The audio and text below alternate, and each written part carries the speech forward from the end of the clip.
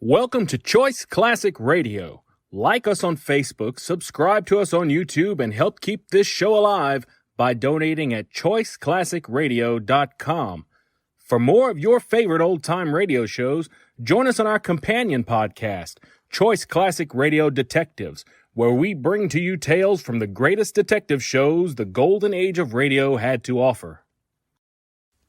And now, with 126 episodes made, broadcast on NBC Radio from 1955 to 1958, we bring to you X-1.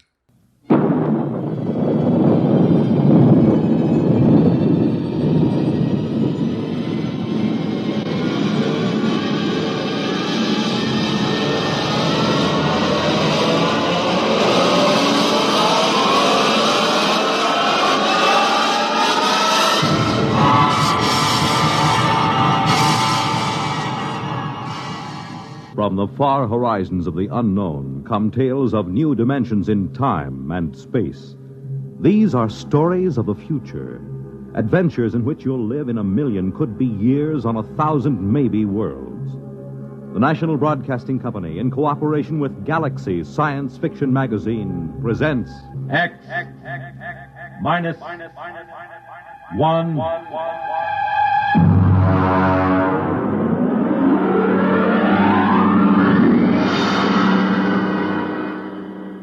Tonight, At the Post by H.L. Gold.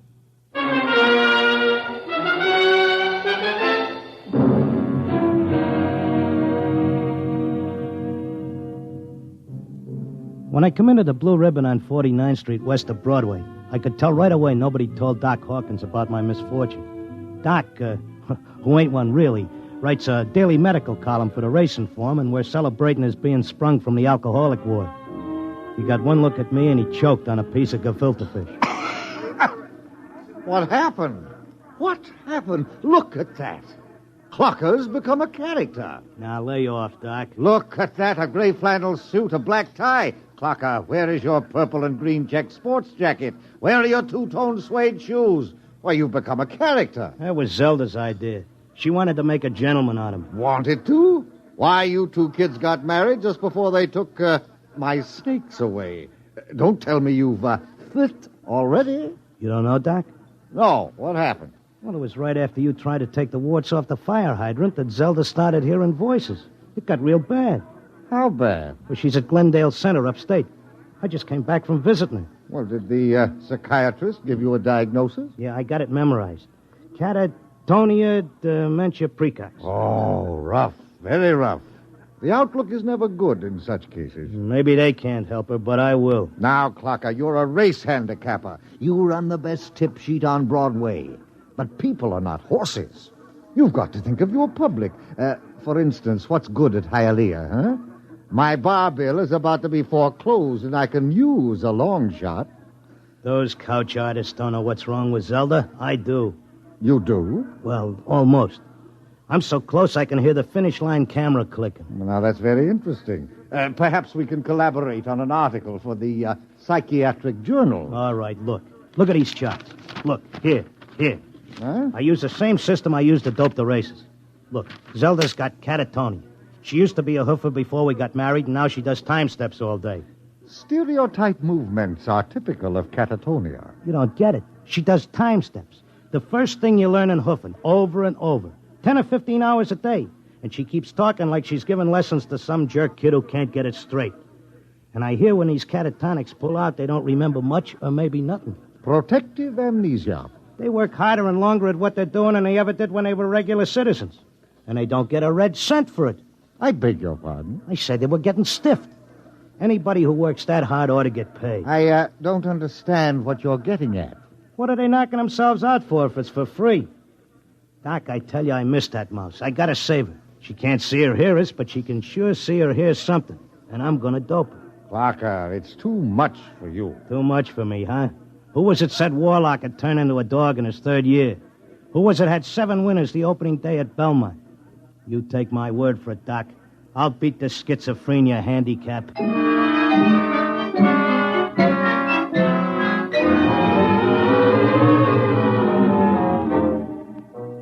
I hadn't been paying much attention to my tip sheet while I was doping the Catatonia Dodge. I tell you, I missed Zelda. I missed the bobby pins on the floor and the nylon stuck on a shower rack, the toothpaste tube squeezed from the top. I had to get her back somehow.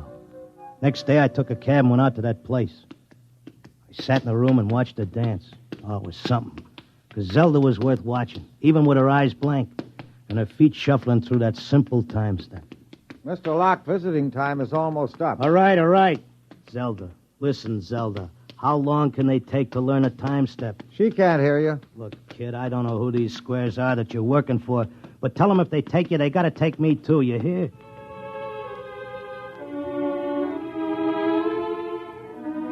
I had an idea now. I had a dope that Zelda was showing them how to dance, whoever they are. And the only way I could spring her was to find out who was controlling her and what they were after. The first step was to get them interested in me, in what I know about racing, doping horses. So I stood there next to Zelda, and I started to talk. Now, the first thing you gotta figure is bloodlines. You take a horse, you gotta know back maybe 4 or 5 generations on both sides. Then you gotta know where the coat was foaled, what time of year, because all horses are 1 year old on the 1st of January. And there's confirmation, training. You take a horse with good bloodlines, break him in the spring on a hard training surface track, and the first thing you know, you got a horse with a shin splint. Oh, they may cover it up, but if you know it's there. Mr. Locke, I once knew a horse ran in Hialeah who was scared of flamingos. What are you doing? Had a fine record at Gulfstream and Bowie. But when he got down to Hialeah and got one look at the flamingos, he wouldn't run for beans. Mr. Locke, are you all right? Shut up, I'm Mr. busy. Locke. You bet on a horse that's scared of flamingos at Hialeah, and you're going to come in with your tail between your legs.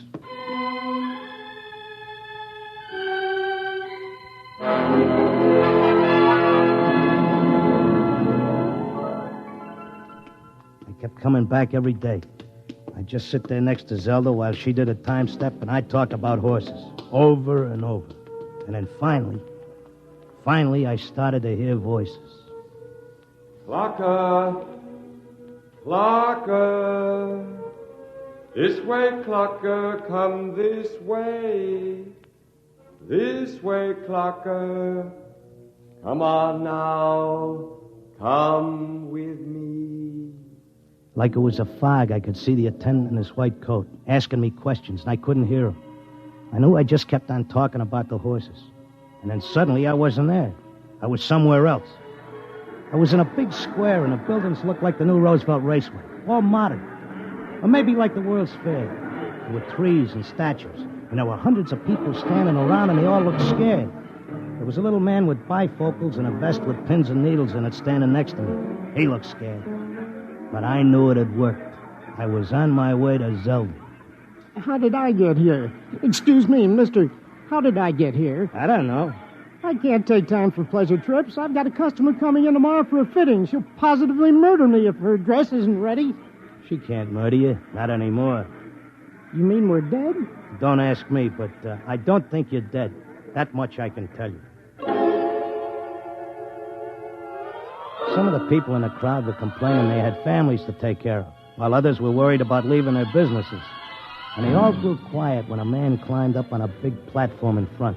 He was a very tall and dignified guy, and he had formal clothes and a white beard like the chief mourner at a politician's funeral. Ladies and gentlemen, please feel at ease. You are not in any danger. No harm will come to you. If you will listen carefully to this orientation lecture, you will know where you are and why. What is it? I don't understand. It's a pitch. Friends, I know you are puzzled at all this. Now let me explain. You've been chosen, yes, carefully screened and selected, to help us in what is undoubtedly the greatest cause of all history. You will learn more about it as we work together in this vast and noble experiment. What experiment? What is it? I got it picked. This is a pitch. These guys are out for something. Smells like a con. Let me state this in its simplest terms. Now, you know that there are billions of stars in the universe and that the stars have planets. A good many of these planets are inhabited. In almost all instances, the dominant form of life is quite different from yours. I am not of your planet or solar system. I am not formed as you see me. My true appearance would seem to be rather confusing to human eyes. Nuts, get to the point. Truth is, We are not here, and neither are you. Here is a projection of thought, a hypothetical point in space, a place that exists only by mental force. Actually, our bodies are on our own respective planets. What's he saying? What does he mean? Wait, he'll give us the convincer after the build-up. Our civilization is considerably older than yours. For many of your centuries, we have explored the universe both physically and telepathically, and during this exploration, we discovered your planet. We tried to establish communication, but there were grave difficulties. And it was the time of your dark ages. And I'm sorry to report that those people we did make contact with were generally burned at the stake. Here it comes. He's getting ready to slip us the sting. Oh, I don't think you ought to say a thing like that about a fine, decent gentleman. He's obviously very sincere. The problem we face is that the human race is doomed. The history of your race is a record of incessant wars, each more devastating than the last. And now, finally, man has chained the power of worldwide destruction. The next war, or the one after that, will unquestionably be the end not only of civilization, but of humanity, perhaps even of your entire planet. Then why have we brought you here? Because man, in spite of his suicidal blunders, is a magnificent race. He must not vanish without leaving a complete record of his achievements. Now, this is the task we must work together on. Each of you has a skill, a talent, a special knowledge we need for the immense record we're compiling. Every area of human society must be covered. And so we need you urgently. Your data will become part of an imperishable social document that shall exist untold eons after mankind has vanished.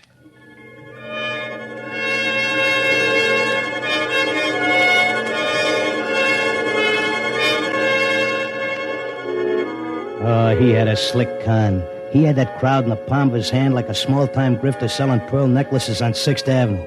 They all cheered. They were all flattered to think that they were joining in this vast project to make a record of the human race.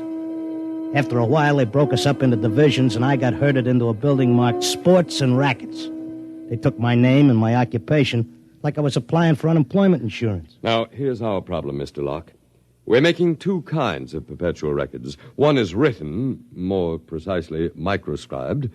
The other is a wonderfully exact duplicate of your cerebral pattern, in more durable material than brain matter, of course. Of course. The substance we use in place of brain cells absorbs memory quite slowly.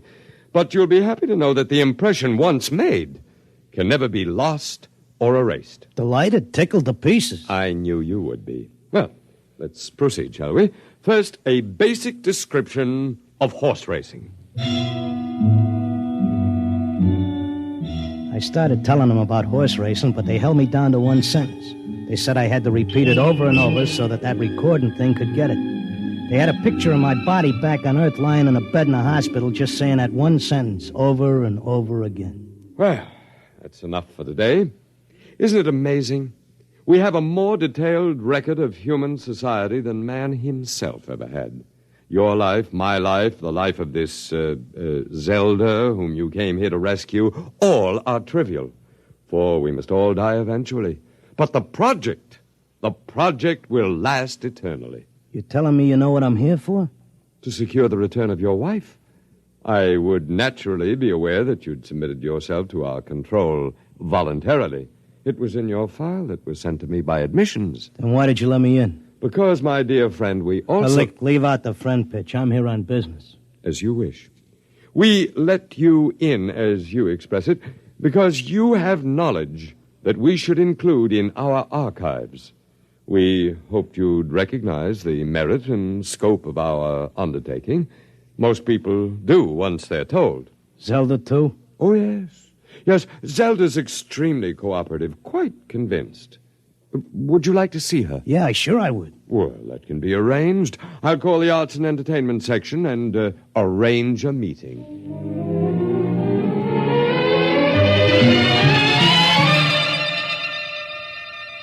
Zelda, baby. Clocker. Let's get out of here. Oh, hello, Clocker. Aren't you glad to see me? I spent months and shot every dime I've got just to find you. For sure I'm glad to see you, hon, but I can't waste any time. This work is so important. I want to talk to you. That con artist with the white beard Oh, isn't he wonderful, Clocker? Aren't they all wonderful? Regular scientists devoting their whole lives to this terrific cause. What's so wonderful about that? They could let the Earth go boom. It wouldn't mean a thing to them. Everybody wiped out, just like there never were any people. Not even as much record of us as the dinosaurs. Gee, wouldn't that make you feel simply awful? I wouldn't feel a thing. All I'm worried about is us, baby. Who cares about the rest of the world doing a disappearing act? I do, and so do they. They aren't selfish like some people I could mention. Selfish? You're darn right I am. Zelda, listen. I'm selfish because I got a wife and I'm nuts about her and I want her back. I have to help out on this project. It's the least I can do for history. History? What did history ever do for us? Go turn in your time card, baby. Tell them you got a date with me back on Earth. No, this is my job as much as theirs. More even. They don't keep anybody here against their will. I'm staying because I want to, Clocker. But, honey... Excuse me, I've got to get back. I'm teaching them the soft shoe now.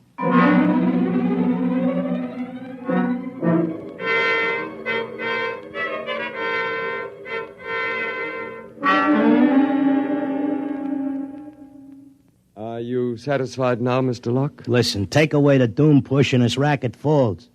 Listen, suppose you're all square. Suppose you're leveling. You're knocking yourself out because your guess is we're going to commit suicide. But is there any doubt of it? Do you honestly believe the Holocaust can be averted? I think it can be stopped, yeah. Listen, between these catatonics and me, we could tell them what it's all about. I notice you got people from all over the world here. They get along fine because they have a job to do and don't have time to hate each other. Well, it could be like that back on Earth. Mr. Locke, we have experimented in the manner you suggest, but a human psychological mechanism defeated us. Yeah? What was that? Protective amnesia. They completely and absolutely forgot everything they'd learned here. Well, what are the odds on me remembering? Well, you are our first volunteer. Look, I'll give you a deal. You let me out, and maybe I'll be the first case that didn't get amnesia, and I can tell the world all about this. I'll come back if I lame out. You can pick me up any time you want. But if I make headway, you gotta let Zelda go, too. That's a very reasonable proposition. We'll lift our control, Mr. Locke, for a suitable time. If you can arouse a measurable opposition to racial suicide, measurable, mind you, then we agree to release your wife and revise our policy completely.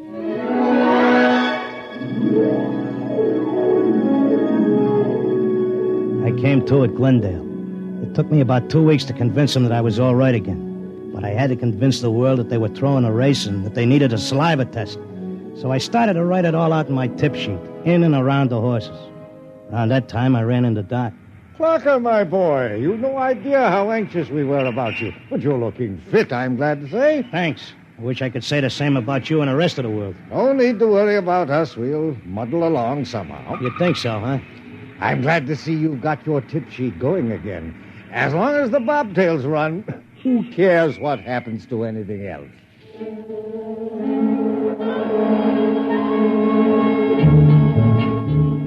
Of course, nobody listened to me. I had posters printed telling everybody.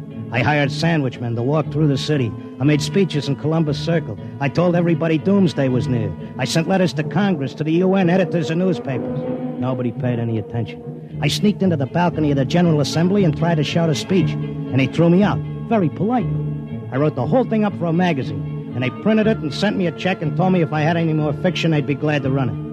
They kept trying to tell everybody the truth about the catatonics. We ought to go to the hospitals and get ourselves let in and have the aliens take over and show us where we're going. But nobody would listen. And then finally, I went back out to Glendale. Oh, Mr. Locke, we were wondering when you'd come visit your wife. You been away? I want my old room back. But you're perfectly normal. Give me half hour alone, and you'll be glad to give me my room.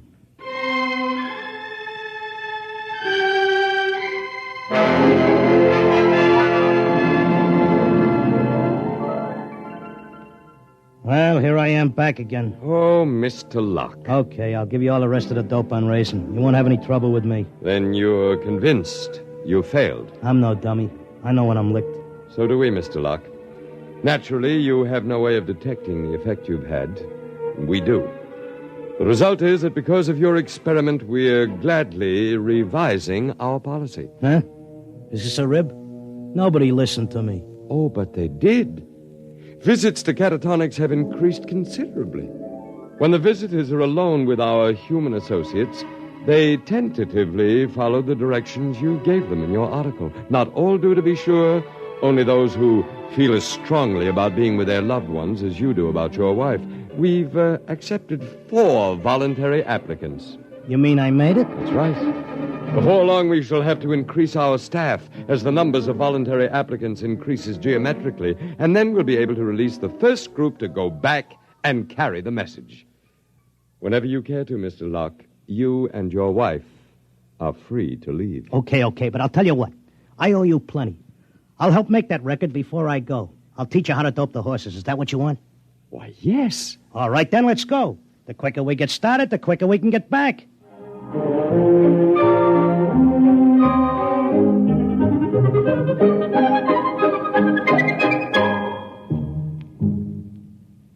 You have just heard X-1, presented by the National Broadcasting Company in cooperation with Galaxy Science Fiction Magazine, which this month features A Touch of E-Flat by Joe Gibson, a story with a warning. Never let anyone point any weapon at you, even something as harmless-looking as a water pistol. It may be a cooling gun. Galaxy Magazine on your newsstand today.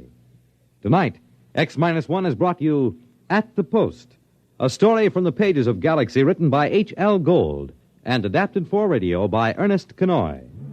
Featured in our cast were Frank Maxwell as the clocker, and Thomas as his time-steppin' wife, Zelda, Arnold Moss as the otherworldly one, John Griggs as the doc who wasn't one, really, and Sam Raskin as the confused little tailor with his mouth full of pins. Your announcer, Fred Collins. X-1 was directed by Kenneth McGregor and is an NBC Radio Network production.